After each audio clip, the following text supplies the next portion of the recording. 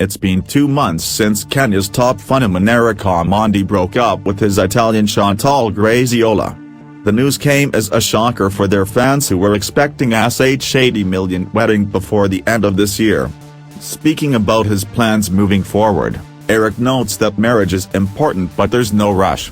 According to Eric, this generation is rushing into marriage without taking the time to know each other. Marriage is very important, but I feel as a generation, we are rushing into things. I believe this because I have witnessed it around me.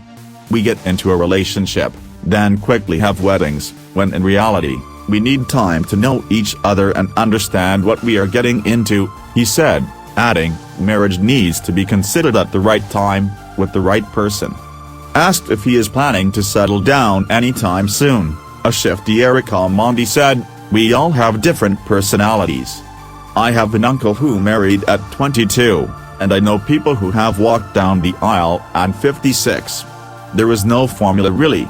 Eric has been doing comedy at a top level for almost a decade now, so it goes without saying that he must be wealthy.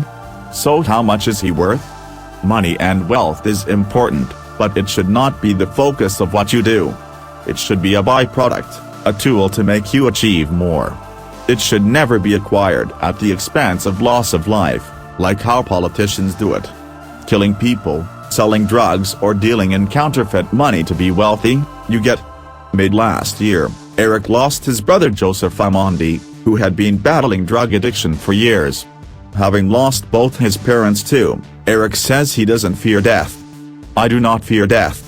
I have lost both parents, my grandparents and recently my brother. No one should fear death, it happens to all of us."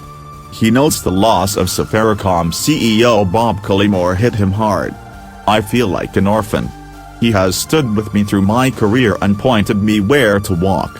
He supported creativity and he is one of the best CEOs when it comes to understanding Kenyan youth.